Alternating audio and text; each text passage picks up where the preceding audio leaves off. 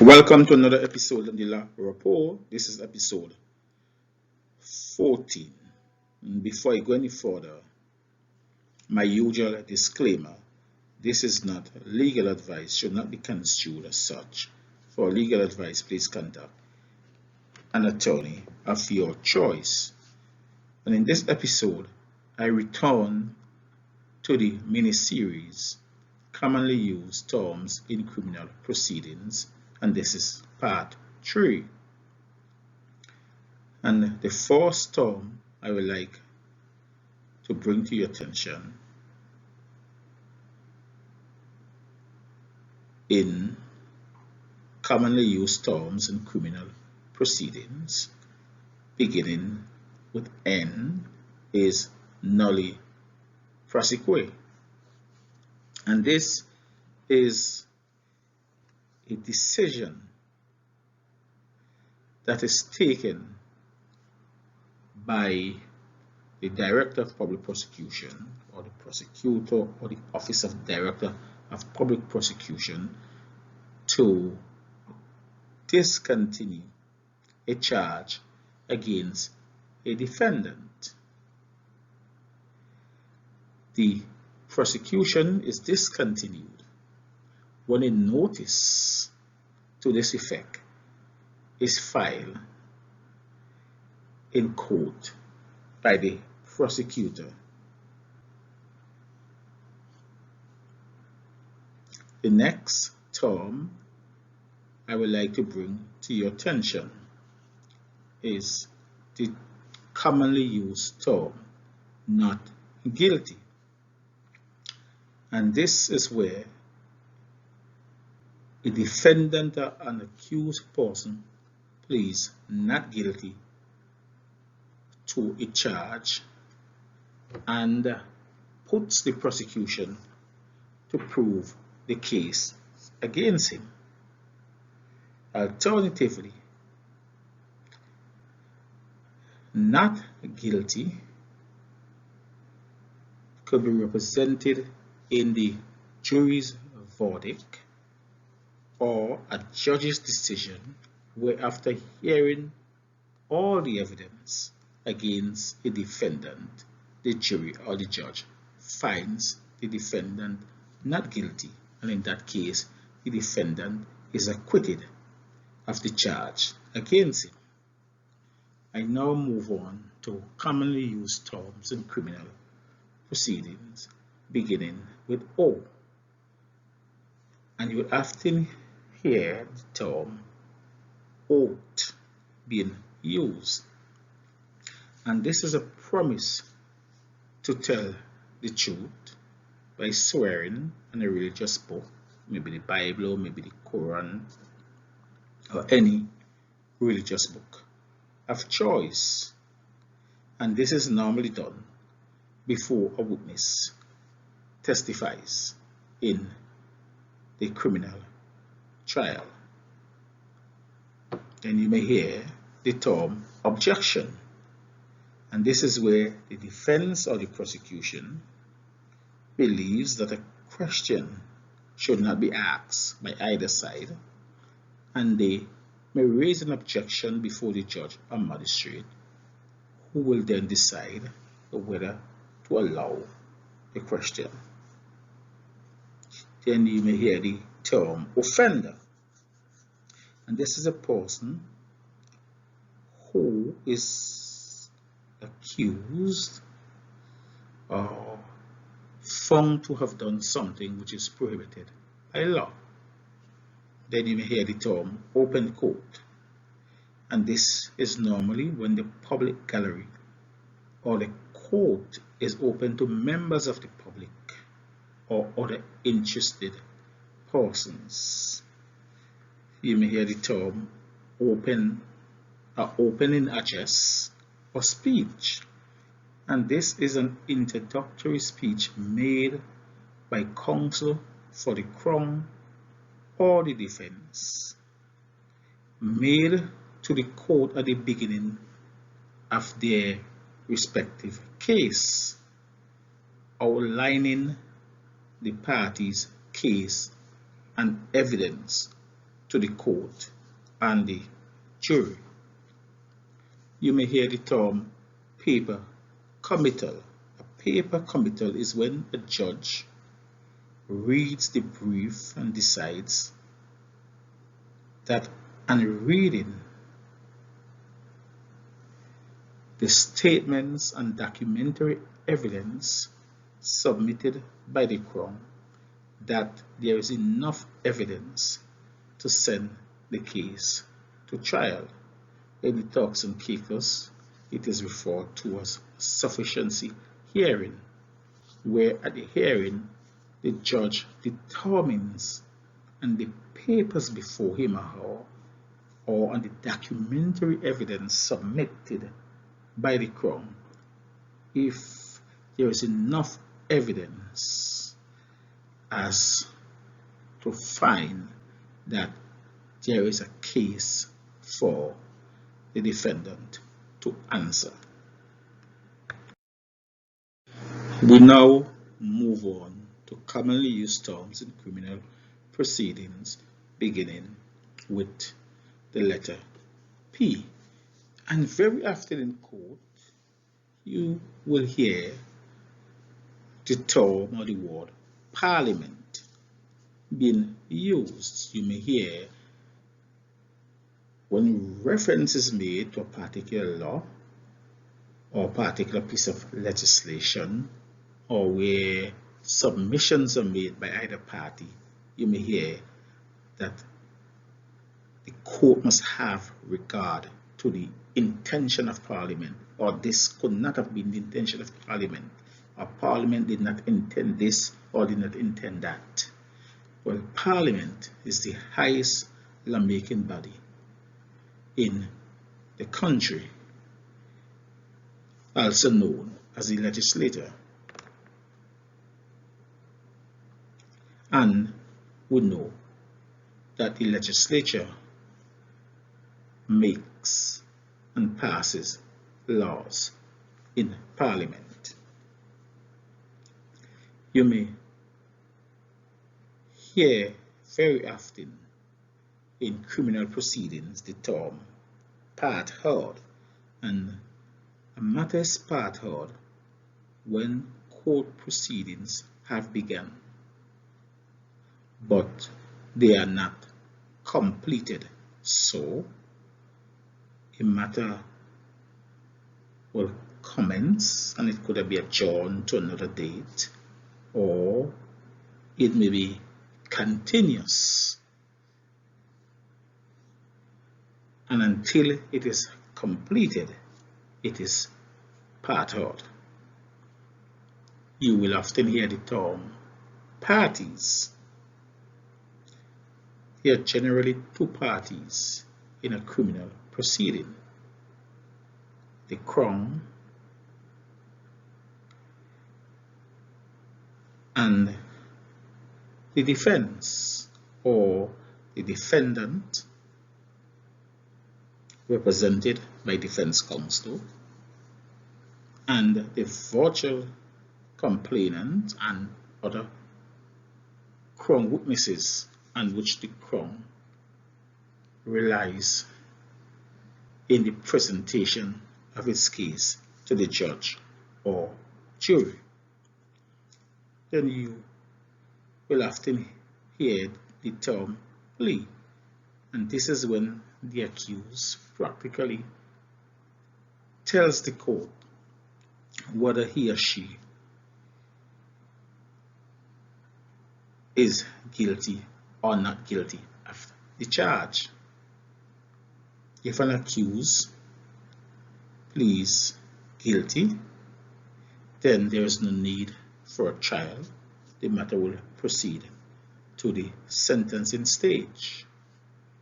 If he pleads not guilty, then there will be a trial, and the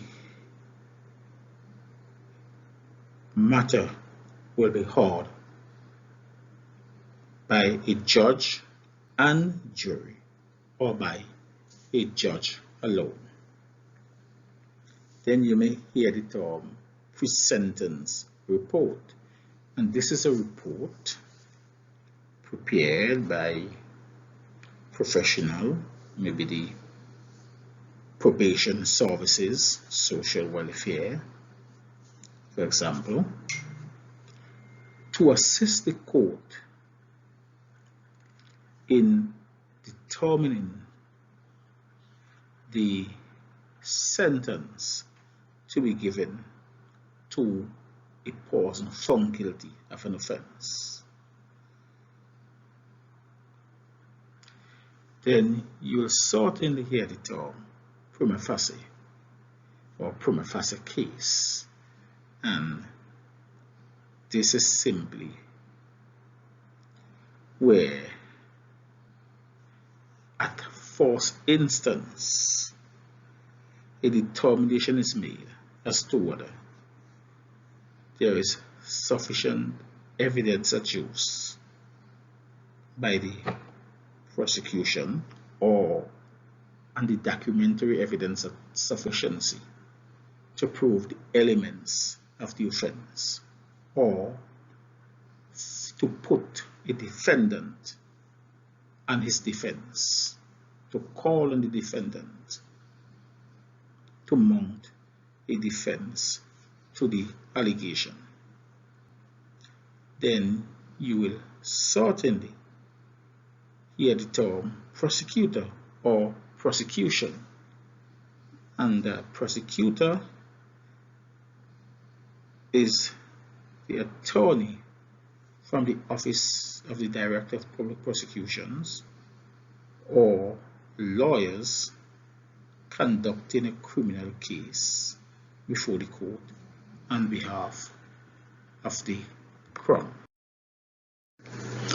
You may hear the term prosecuting or prosecution counsel, and again by the prosecutor or counsel for the prosecution is a lawyer from the Office of Director of Public Prosecution or a private barrister who presents the prosecution's case in court on behalf of the crown. You may hear the term public gallery, and the public gallery is the area in the court, normally the back of the court, where friends or family or interested persons can sit quietly and observe the court proceedings. We now move on to commonly used terms in criminal proceedings, beginning with Q, and you may hear the term QC being used, and this refers to a Queen's Counsel, and this is a senior barrister, one who is appointed and who is designated a Queen Counsellor, normally someone who has achieved the highest honor, and it is a recognition of his advocacy skills at the bar. In some jurisdiction, they are called SCs or senior counsel. Normally in countries that do not have the Queen as head of state, you may hear the term crush being used, and this is when a higher court discharges or sets aside a decision made by a lower court. For example, if the court comes to the conclusion, and this is the higher court, comes to the conclusion that the conviction was unsafe or was wrong, then the court may quash the conviction.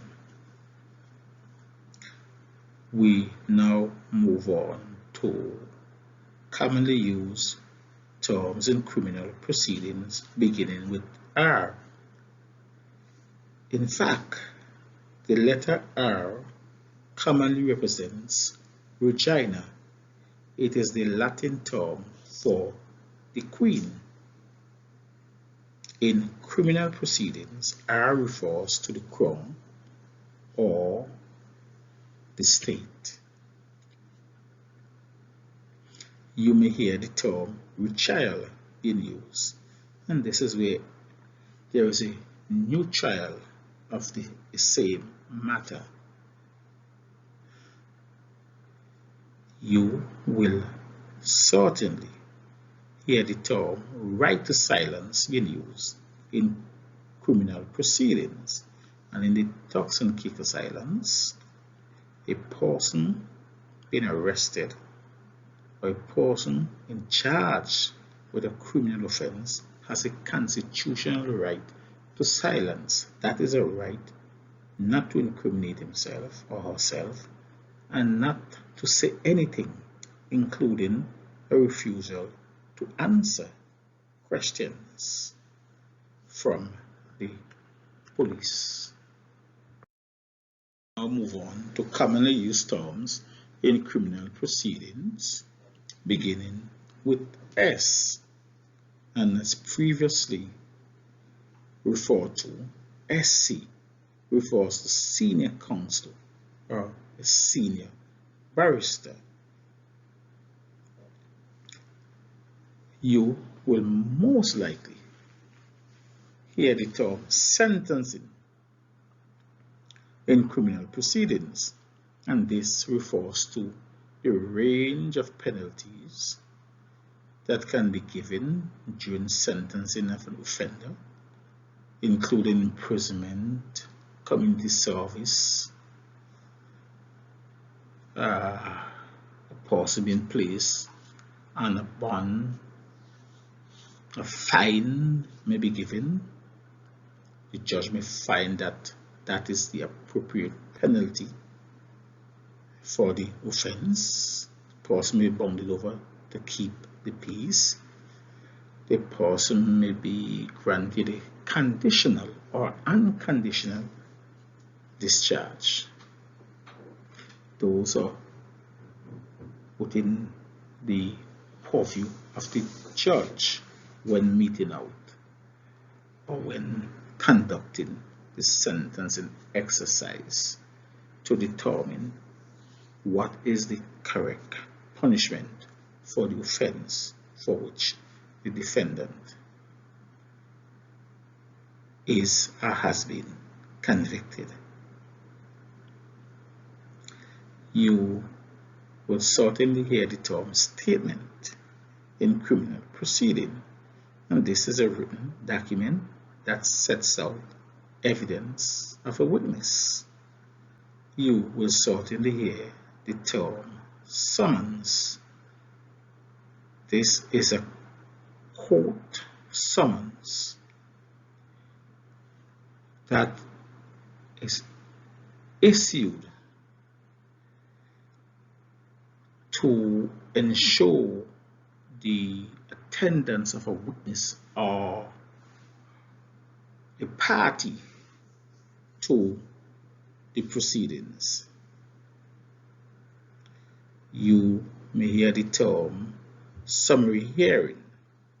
Summary hearing is a hearing that takes place in a law court, for example, the magistrate courts, where evidence is heard and a final decision is made by the magistrate alone, who normally sits without a jury. You may hear the term summary offense. This is a less serious criminal offense that may be dealt with by a magistrate in a law court. You will certainly hear the term summing up, and this is a review of the evidence and an explanation of the law for the jury that is carried out by the trial judge at the end of the case. You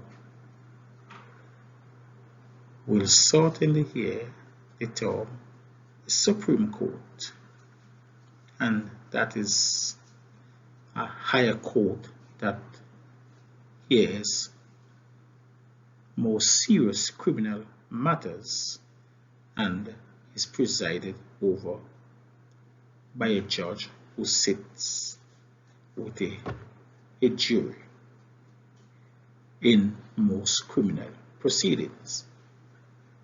And you will certainly hear in criminal proceedings the term scenes of crime or crime scene, and this is the location that is associated with the crime, and crime scenes would usually contain physical evidence that is pertinent to the criminal investigation. And here is where I wish to leave it at this moment. At some later stage, I will come back with part 4 and thus conclude this series on commonly used terms in criminal proceedings. I thank you for listening, and if you happen to visit this channel and listen to this episode, if you like what you hear, then please leave a comment below. I thank you.